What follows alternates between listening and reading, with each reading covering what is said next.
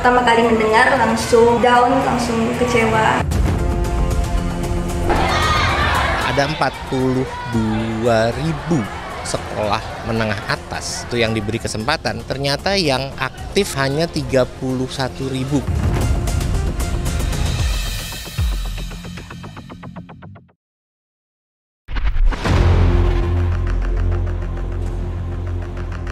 Dunia pendidikan tanah air lagi-lagi dihantam masalah.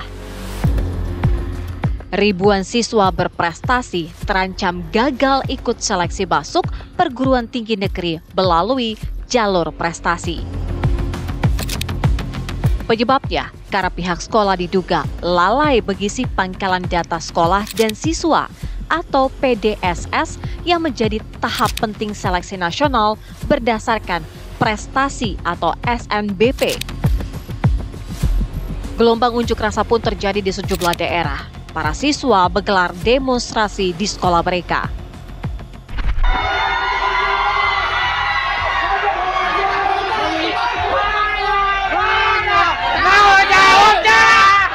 Dengan membentangkan spanduk, massa yang terdiri dari ratusan siswa SMK Negeri 1 Depok, Jawa Barat ini menggeruduk sekolah mereka sendiri.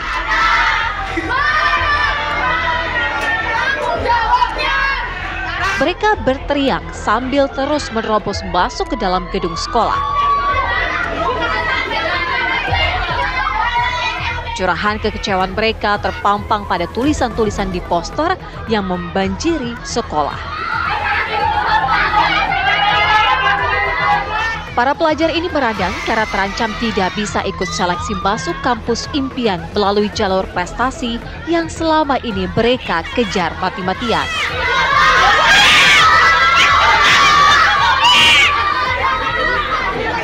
Kekisruhan yang merugikan anak didik ini dituding akibat kelalaian pihak sekolah.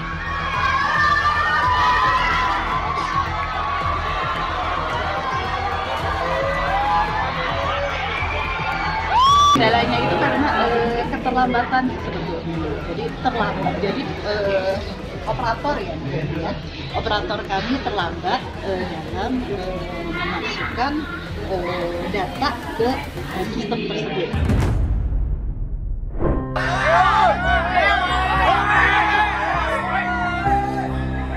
Sedih dan kekecewaan yang sama juga dirasakan siswa SMA Negeri 7 Cirebon, Jawa Barat.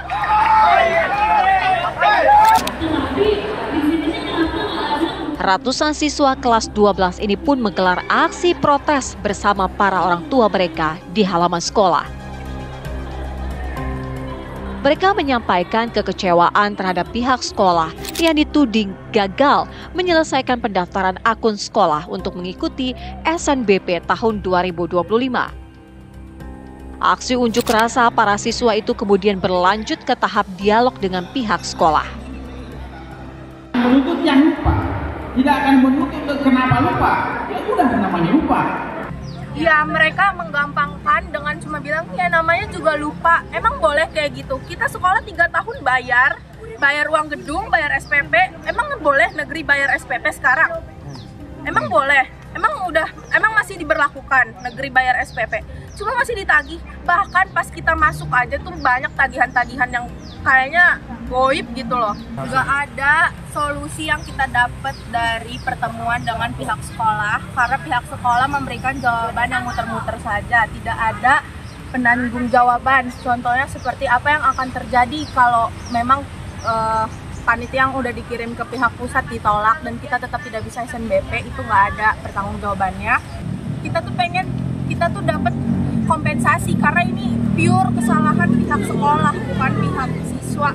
Siswa kan sudah menjalankan tugasnya, sudah dimintain ngumpulin rapot dan segala macam.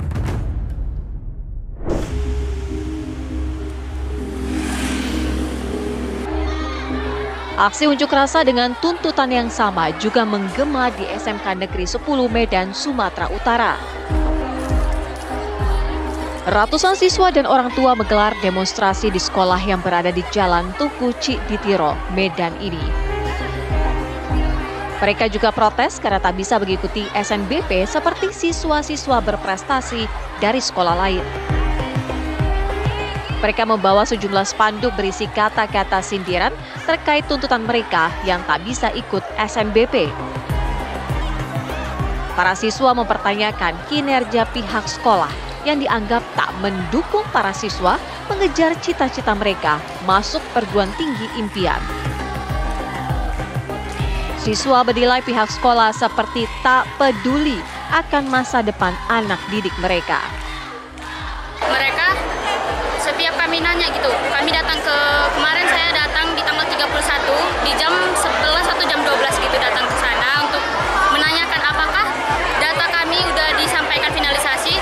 Terus datang dengan operator PDSS-nya, dia bilang tenang aja nak, udah saya urus soalnya lagi di progres. Sedangkan itu sudah jam 12 siang ya kan Bu, penutupan di jam 3. Terus saya datang lagi di jam 2 lewat, terus dia bilang sabar ya nak, soalnya masih error, masih ini, masih itu, dan banyak alasannya. Terus kami tunggulah dia di ruangan itu, lalu dia langsung bilang kayak gini, nak bentar ya ibu ada urusan, keluar dia. Terus kami tungguin di depan ruangannya, ternyata dia tidak ada nyangkapin kami lagi, langsung balik ke ruangannya lagi gitu. Di sini kan ada kesiswaan, wakil kurikulum, wakil kepala sekolah, kemana semuanya Bu dalam bimbingan PDSS ini, kenapa nggak ada mereka semua gitu? Kami mandiri semua ngisi SNBP, daftar akun juga mandiri, kan nggak bisa kayak gitu Bu. Sekolah-sekolah lain capseknya yang datangin, ayo nak ke TU, nilainya segini, segini, segini, terus prestasimu apa aja, sertifikatmu apa aja, semuanya dikabarin Bu. Capseknya yang manggil siswa, bukan siswa yang datangin TU, kan bisa dibilang sekolah kita yang kami ini, yang kami cintai, yang kami hargai ini sama sekali tidak bergerak. Lagi-lagi, nasib pilu yang dialami para siswa ini diduga akibat kesalahan pihak sekolah yang seolah mengabaikan proses penting bagi siswa mereka. Jadi di hari terakhir, si petugasnya mengentrikan data di hari terakhir, tentunya pada saat injury time ini kan bahaya. Ya sebab itu saya melihat ini satu hal yang ini juga harus dicarikan solusinya. Walaupun ceritanya ini masalah yang merugikan siswa peserta didik, saya bilang saya berpihak kepada mereka sih peserta didik. Pada saat pertama kali mendengar langsung down, langsung kecewa.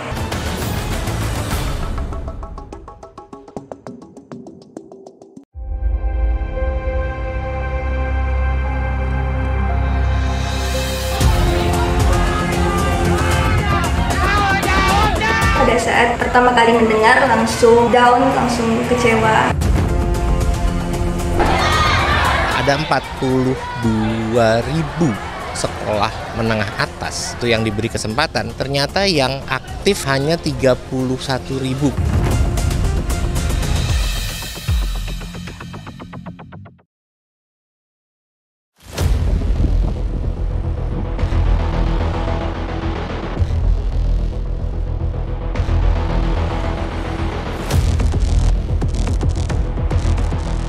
Seleksi nasional berdasarkan prestasi SNBP 2025 yang seharusnya menjadi jalur bagi siswa berprestasi untuk meraih impian kuliah di perguruan tinggi negeri favorit, kini menjadi polemik panjang.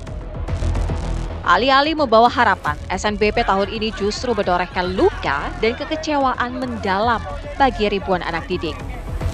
Salah satu masalah yang paling mencolok adalah kelalaian pihak sekolah dalam mengisi pangkalan data sekolah dan siswa atau PDSS sesuai dengan waktu yang telah ditentukan. Akibatnya, siswa di berbagai daerah terancam gagal mengikuti SNBP.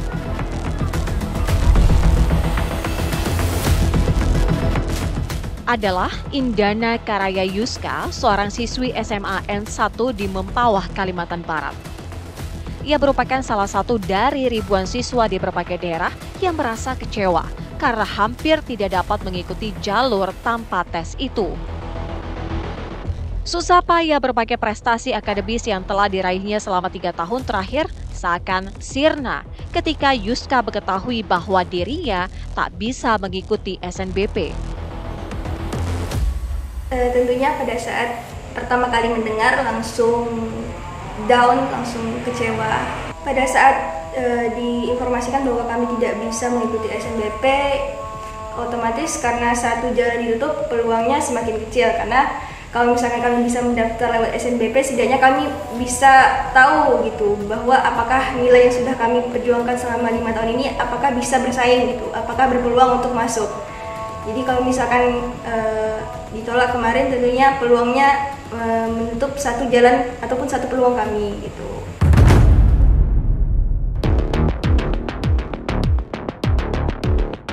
Ya, tantangan yang dihadapi Yuska tidaklah mudah. Selain menghadapi ujian-ujian sekolah, Yuska juga aktif dalam berbagai kegiatan ekstrakurikuler untuk melengkapi prestasinya. Yuska melihat bahwa SNBP adalah kesempatan besar untuk melanjutkan pendidikan ke perguruan tinggi negeri tanpa harus melalui ujian tulis dan melihat seberapa besar kemampuannya untuk bersaing. Jujur sedih sekali, kecewa itu karena kami istilahnya gagal sebelum memulai itu, intinya sakit sekali dibanding kami gagal walaupun kami sudah mencoba. Jadi sedih sekali, kecewa pada saat mendengar kami tidak bisa mengikuti SNBP karena kelalaian. Lantas seberapa penting sebenarnya SNBP di mata orang tua Yuska?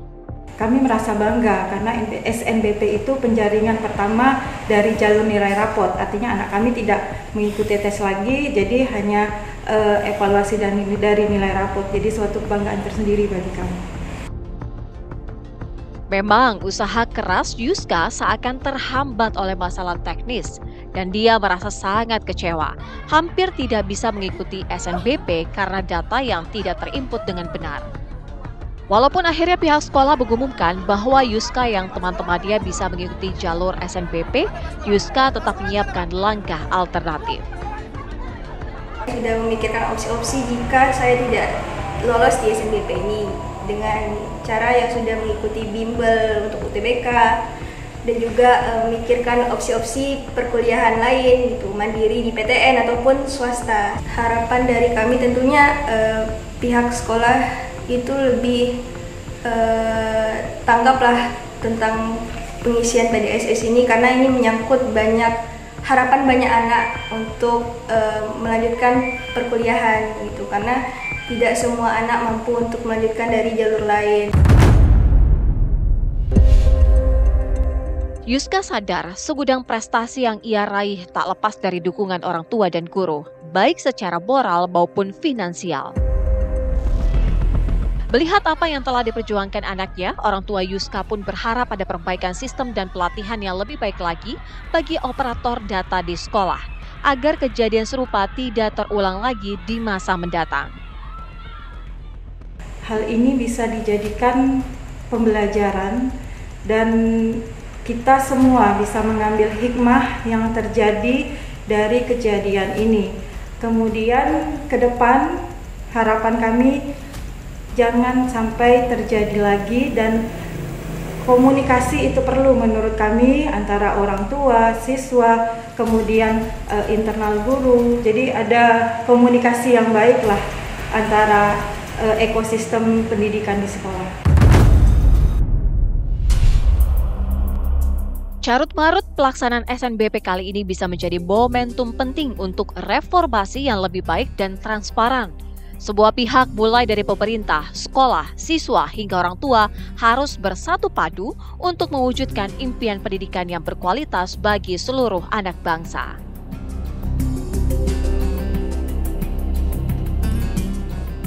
Ada 42.000 sekolah menengah atas kejuruan dan MAN itu yang diberi kesempatan, ternyata yang aktif hanya 31.000.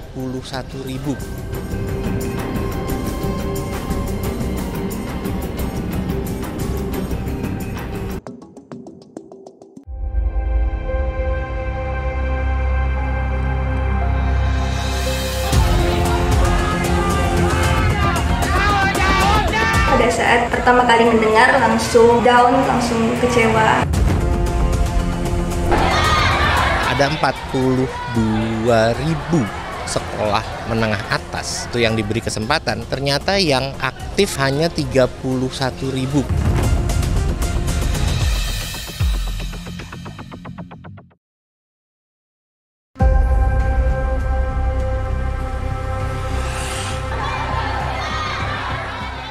Kisru pengisian pangkalan data sekolah dan siswa atau PDSS untuk seleksi nasional berdasarkan prestasi SNBP menjadi persoalan klasik yang terus berulang. Betapa kekisruhan yang membuat anak-anak didik menjerit itu terus terjadi? Ombudsman Republik Indonesia yang terjun langsung ke sekolah-sekolah menemukan fakta memprihatinkan. Berdasarkan data yang diperoleh, ternyata sekolah yang mengalami masalah terkait SNBP jumlahnya tak sedikit. Kami temukan ternyata banyak sekali sekolah yang mengalami hal ini. Jadi kalau dilihat dari data pusat bahwa ada 42.000 sekolah menengah atas kejuruan dan MAN itu yang diberi kesempatan, ternyata yang aktif hanya 31.000 kurang lebih, dan sekarang pun yang melengkapi data baru hanya 21.000 di seluruh Indonesia. Sederet kendala yang mengakibatkan para siswa terancam gagal ikut SNBP juga mulai terurai. Menurut Ombudsman, bukan cuma kelalaian pihak sekolah, tapi juga masalah teknis yang dihadapi sekolah-sekolah di berbagai daerah. Jadi ternyata tidak hanya satu kesalahan, misalnya kelalaian sekolah gitu ya. Ada juga kendala teknis, kendala kondisi daerah. Temuan kami adalah ada beberapa daerah yang dikendala karena masalah teknis. Misalnya ternyata dalam aplikasi SNBP ini ada beberapa daerah yang mengalami kesulitan, mungkin entah karena jaringan atau infrastruktur lainnya, sehingga ketika mereka mengupload data itu memakan waktu yang cukup lama. Persoalan di dunia pendidikan yang membuat para pelajar berunjuk rasa itu tak boleh dibiarkan berlarut. Lantas bagaimana suara wakil rakyat di Senayan? Adakah peluang lagi bagi siswa-siswa berprestasi itu untuk menggapai mimpi mereka, melangkah ke perguruan tinggi idaman tanpa tes? Pada saat kemarin ribut, Komisi 10 melakukan upaya komunikasi dengan Kemdikti-Saintek untuk memperpanjang waktu, memberikan kesempatan kepada sekolah-sekolah yang sampai dengan limit waktu yang ditentukan belum memasukkan data pada PDSS tersebut. Dan alhamdulillah upaya itu disetujui oleh Kemdikdasmen, kemudian diberikan perpanjangan waktu sehingga hari ini, walaupun ada masih sedikit yang belum bisa terupload, tetapi minimal persoalan kemarin sudah bisa teratasi. Jajaran DPR juga berjanji akan benar-benar mengevaluasi sistem SNBP yang nyatanya tak bisa dijalankan seluruh daerah karena kendala teknologi. Jika masih banjir masalah, maka harus diubah.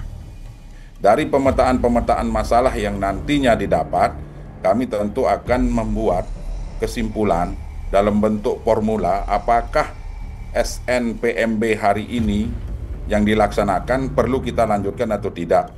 Kalau misalnya ternyata hasil evaluasi sistem yang hari ini yang digunakan banyak masalah, maka tentu kami akan mendorong untuk membuat sistem baru yang lebih baik, yang lebih fleksibel, tidak mengeluarkan biaya besar.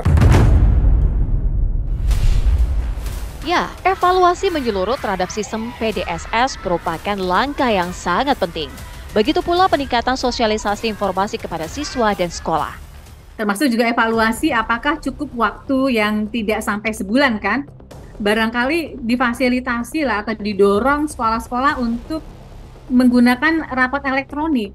Jadi datanya itu setiap semester sudah dimasukkan, ya. Jadi dari siswa kelas 1 lah, kelas sekarang namanya istilahnya kelas 10 ya, 10, 11, 12. Sejak siswa itu di kelas 10 nilai mereka sudah harus di-upload sampai semester 5, sehingga itu akan memudahkan.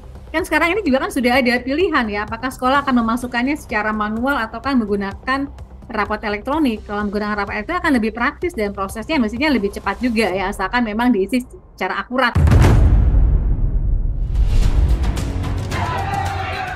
Melalui SNBP ini para siswa berprestasi menitipkan mimpi mereka, lolos ke perguruan tinggi favorit.